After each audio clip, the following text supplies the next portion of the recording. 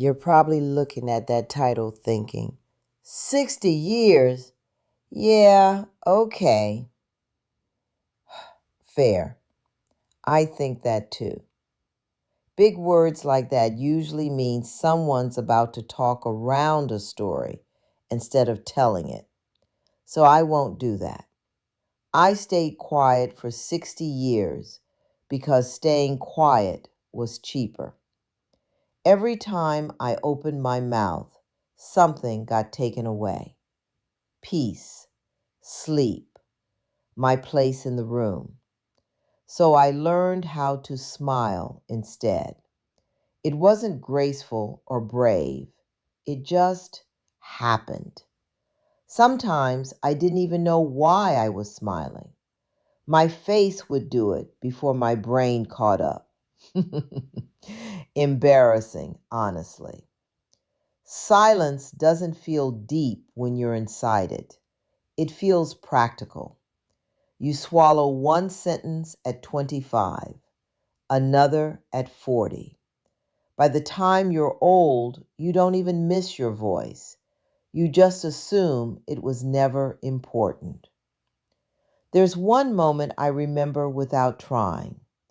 I was in my kitchen holding a cracked cup, tea dripping onto my hand, onto the floor.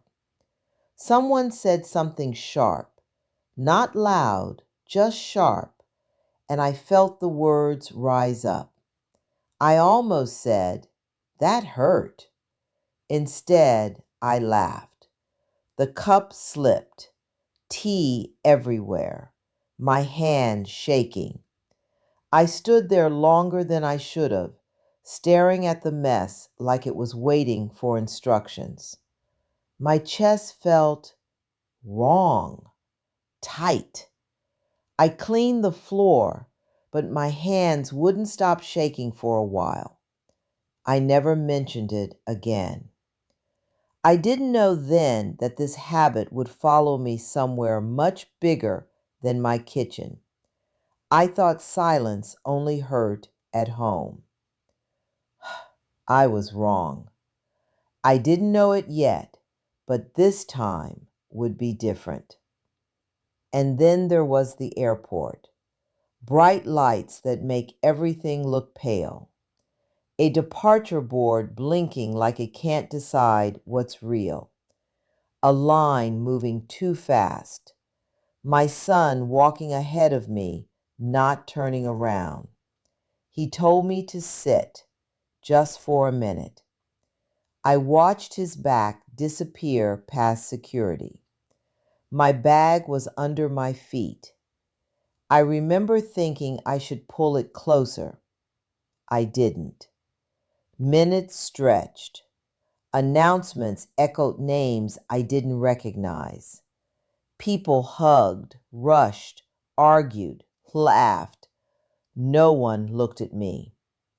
I kept checking my phone like it might apologize. At one point, I almost stood up. I even leaned forward. I thought about calling his name. Not loud, just enough. Then I pictured the looks, the inconvenience, the scene. So I sat back down. I didn't think he's leaving me. I thought maybe I missed something. That's the part that still stings. This isn't a story about society or strangers or cruel world in general. That would be easier. This is about my son, the one I defended when I shouldn't have, the one I stayed quiet for longer than anyone deserves. The thumbnail says he went too far. People imagine shouting, tears, shaking hands. They imagine drama. What actually broke 60 years of silence was one sentence, said lightly, like it didn't matter, like I was being difficult, like the airport floor wasn't already tilting under my feet. That sentence didn't hurt more than the others. It just landed last. For the first time in my life, staying quiet felt heavier than speaking. So I spoke. Let me tell you how I got there. I hadn't even realized I had spoken the words until the airport felt different. Bright lights made everything look pale. A departure board blinked like it couldn't decide what was real. People moved fast, rolling bags clacking against the tile floor. My son's back disappeared past security, and my chest twisted. I wanted to call his name, just once, but my legs stayed glued to the chair. Then she appeared, my daughter-in-law. Smiling, yes, but her eyes never met mine. She stepped in front of me, bag in hand, deliberately blocking my view of him, tilting her head like she owned the space. My stomach lurched. Every instinct screamed that something had shifted. "Mom," she said, voice sugary, "why don't you sit? We'll just be a moment. Everything's ready." Her smile stayed fixed. Her posture said everything her words didn't. She wasn't asking. She was deciding where I belonged. My bag dug into my ankle. My chest ached. I kept thinking, maybe you's not as bad as it feels. Maybe I'm imagining it. Then a staff member approached. "Ma'am, are you waiting for someone?" I nodded, voice barely audible. "Yes, they'll be right back." The man's eyes flicked past me. "Sir and Madam have already boarded." Cold. Flat. That was it. I froze. Bag clutched tight. Chest hollow. My knees wanted to buckle. The single careless sentence my son had said just landed with the weight of 60 years of silence. I thought about standing, calling his name, running after him. One sharp tug at the bag. My fingers trembled. But I stayed. And in that silence, heavier than any laugh, I understood. Staying quiet wasn't safe anymore. I stayed on that hard chair, chest tight, hands gripping my bag like it was the last thing holding me upright. The crowd moved around me, noise pressing in, but I wasn't really seeing it. My mind drifted back to the first time I met her, my daughter-in-law. She had smiled then too, perfect teeth, eyes that seemed to promise care. I thought, finally, someone I can trust with him. I laughed softly to myself. Ridiculous. But I believed it. The dinners, the little gifts, the way she subtly steered him. It all hit me at once. Her entrance at the airport, standing in front of me, eyes avoiding mine, made the pattern painfully clear. She wasn't asking for space. She was taking it. My bag dug into my ankle. My chest ached. I pressed my hands against it, feeling the cold edge of the chair under my thighs. Footsteps echoed in the hall. Rolling suitcases bumped past. A woman laughed somewhere ahead, and I stayed frozen. I remembered the first argument I had tried to have with my son about her. He had brushed it off, saying, "You're imagining it, Mom." I nodded and swallowed the words. Now the weight of that mistake pressed down on me. Not just betrayal, my own trust misplaced. My son, my daughter-in-law, I had let them decide my place in the world. And in that quiet, heavy airport moment, I felt something shift. Anger, slow and simmering, curling in my chest. Not loud, not explosive, just there, waiting. I didn't know what I would do yet, but I knew one thing.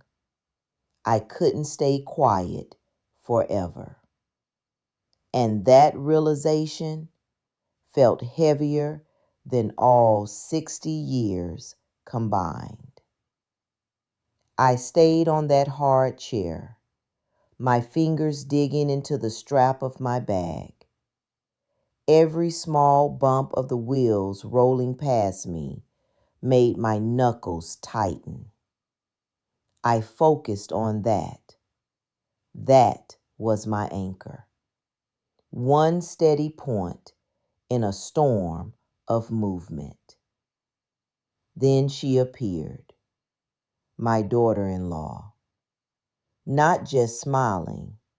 This time, she stepped deliberately between me and him, blocking my view, tilting her head like she owned the space. She didn't look at me once, not even a flicker. And in that single, quiet act, everything landed. I didn't need words. I didn't need his careless voice echoing. I saw it, felt it. I was being erased right there in the middle of the airport. The bag in my hands pressed into my palms. My chest tightened and my fingers trembled. I wanted to stand, to call his name, to make them notice me. But I didn't. Not yet. I let the silence stretch. I counted the echoes of footsteps, the rolling wheels, the distant announcements. And then, like fire spreading quietly under dry leaves, something snapped inside me. I shifted my grip. My fingers dug a little harder into the bag. My chest lifted. My weight edged forward. And that small movement was all it took. I stood, finally. Just a little, careful shift, enough to feel the floor under my feet instead of the chair digging into my thighs. My bag swung lightly at my side, fingers gripping the strap like it had been waiting for me to do something. I glanced at the gate. My son's back was still turned. The line had thinned slightly, but he wasn't slowing down, wasn't noticing me. Then she looked at me, my daughter-in-law. Not the fake polite smile from before. This one was sharp, deliberate. She stepped subtly into my path, just enough to make me hesitate. She didn't meet my eyes, not once. I swallowed hard, the bag pressed into my palms, my fingers tightening instinctively. The ache in my chest was there, but it felt alive, alert, ready. The crowd moved around us, rolling wheels, soft chatter, announcements flickering overhead. Everyone seemed busy with their own lives. Everyone except me. I took another step forward, a quiet, deliberate step. She mirrored it subtly, tilting her head, calculating. Her smirk, that little flicker of control she thought was perfect, cracked just enough. The gate loomed ahead, passengers disappearing through the doorway. I was close enough now to make them notice me, to make him look back, but not yet. Just close enough to shift the tension into my favor. Every careful, swallowed word of 60 years, every ignored warning, every cracked cup, they had led to this. Every small act of restraint had built the power I was finally using. Step after step, I moved forward, the bag under my hand, the echo of my shoes on the floor, the subtle falter in her stance. It all said one thing. I was here. I mattered. And moving was everything. I stopped a few feet from her, close enough to feel the heat of her presence. My bag swung lightly at my side, a weight and a shield. She looked at me. Her eyes flicked toward my face for the briefest moment, then away, measuring me. That hesitation sparked something electric inside me. "Mom," she said, voice sharp now, not the sugary mask from before. "Are you okay?" I let the silence hang. No laugh, no word, just the weight of me standing there, fingers gripping the strap. The distant hum of an announcement echoed overhead, mingling with the cold draft drifting from the gate. The crowd blurred into background noise. Her posture shifted, one foot angled slightly back, blocking him from view. But my gaze never left her. She swallowed. I could almost hear it. She knew. She knew I saw the game. For a second, she looked unsure. I moved a step closer, letting my presence push against hers. The air thickened between us, heavy with everything unspoken. "Mom," she repeated sharper now, "you shouldn't be here. It's too late." I didn't flinch. Fingers gripped the strap tighter. My weight shifted forward. The faint flicker of panic crossed her face. The sun? Still just out of reach, watching, oblivious.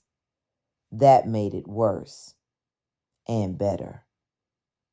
I let her posture speak for her, the first acknowledgement that I wasn't invisible anymore. I edged closer, the strap of my bag pressing into my palm.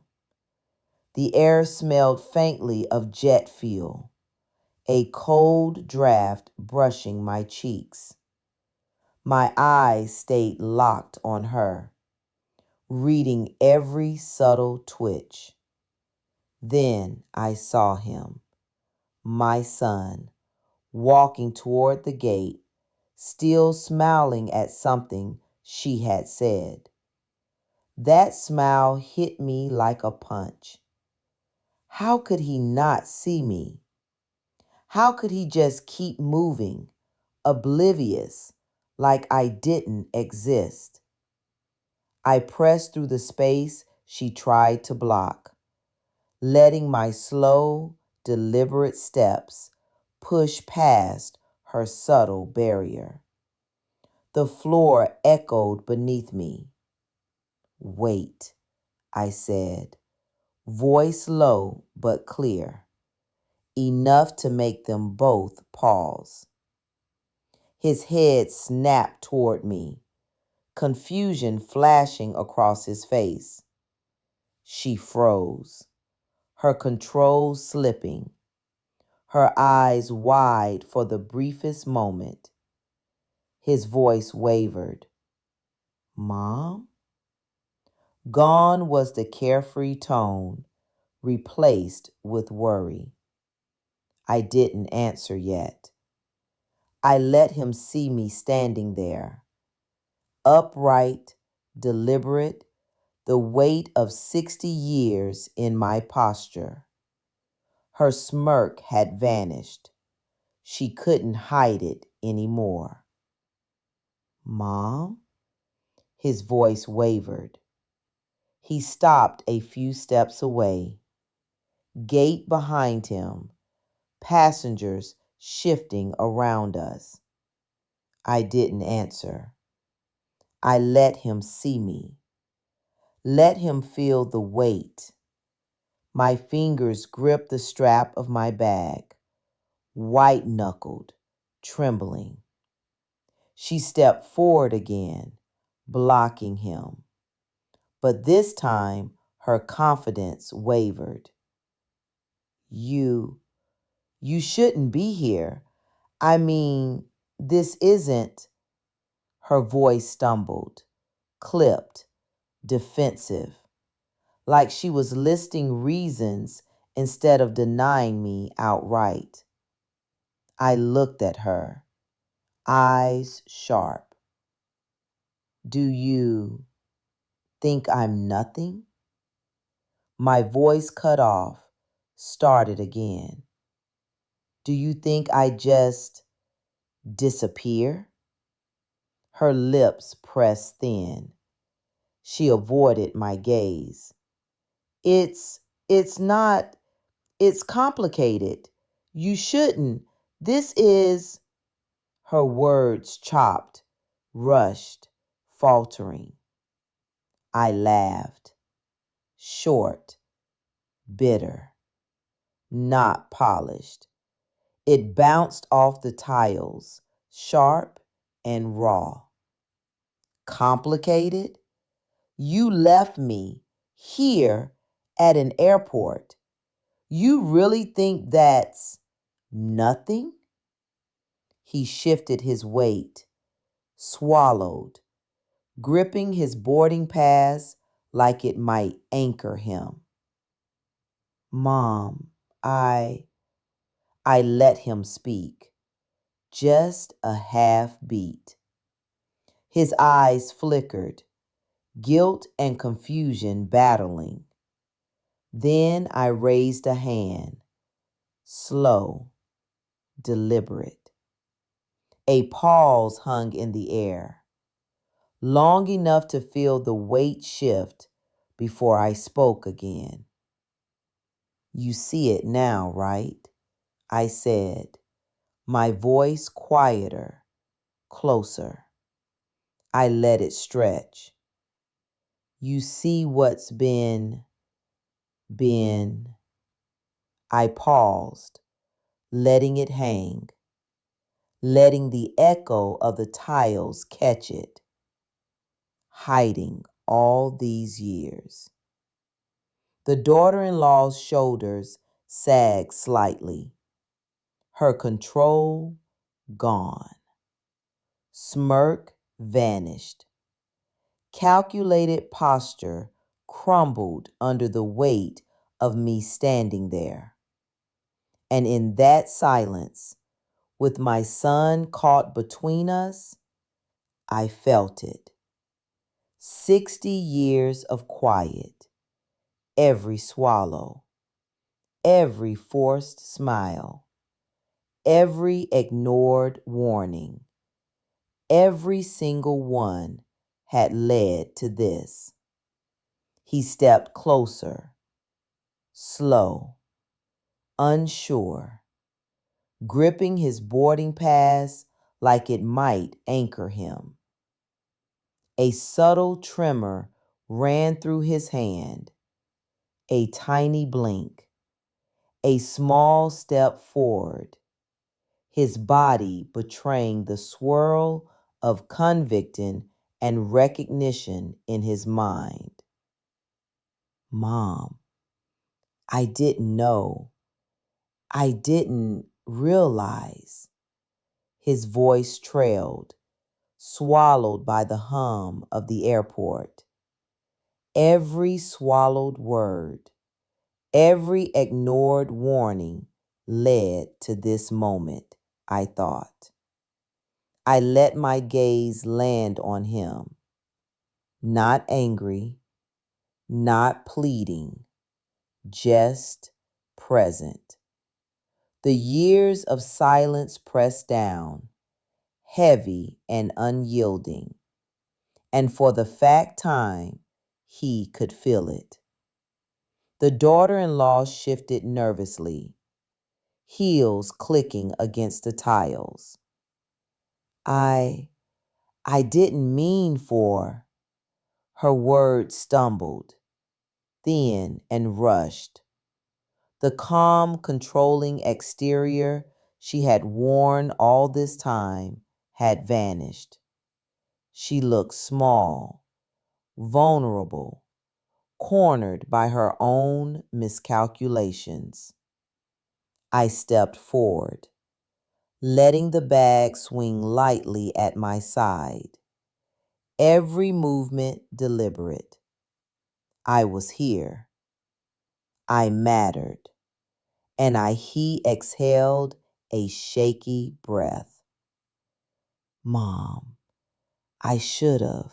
I raised my hand, giving him a brief pause, letting him feel the weight of the moment. The airport's distant announcements and rolling luggage faded into the background. Guilt, recognition, and shock formed in his eyes.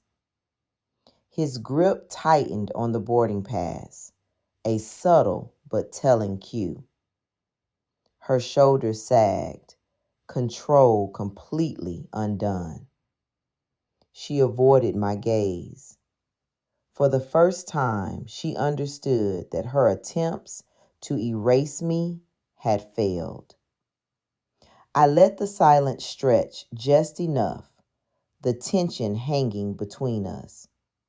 And in that quiet, I felt it. 60 years of swallowed words, forced smiles, and ignored warnings, finally converging in this one charged space. I took a deep breath, feeling every year of quiet settle heavy in my chest. My fingers unclenched the bag strap slowly, letting it hang. Enough waiting, enough swallowing, enough pretending. You think you could just leave me? The words stumbled out, raw, fragmented. My voice cracked, then steadied. At an airport? With him? With her?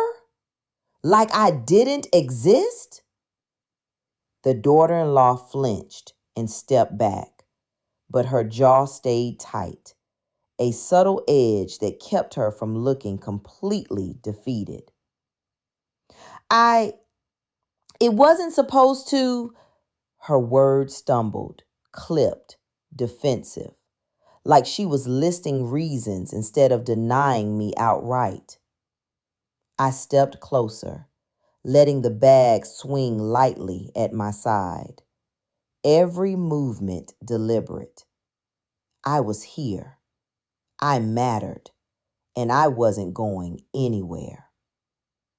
He exhaled a shaky breath, letting the boarding pass crumple slightly in his hand.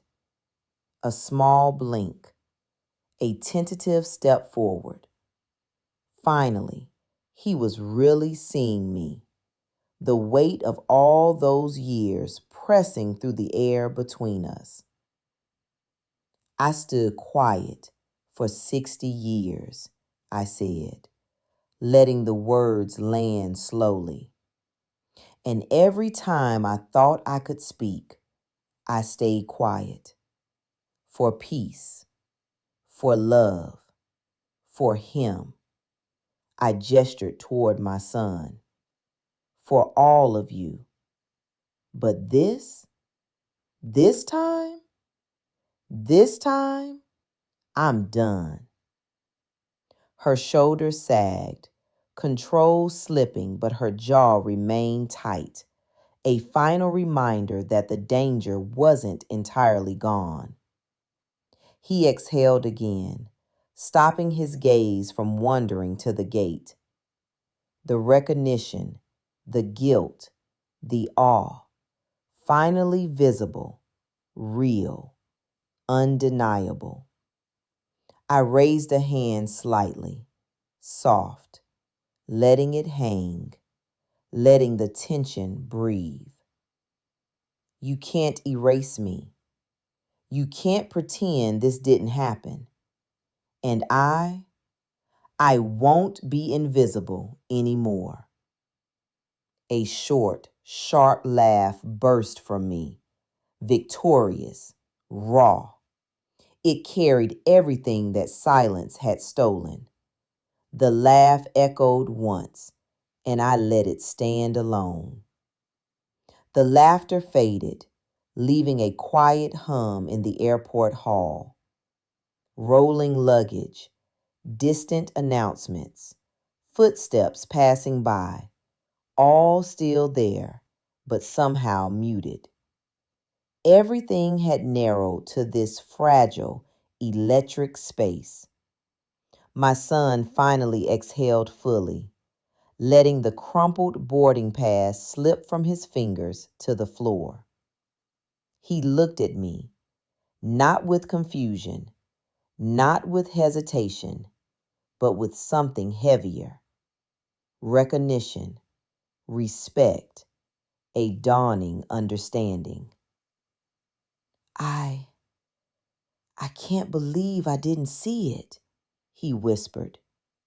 His voice trembled, thick with guilt and relief all at once.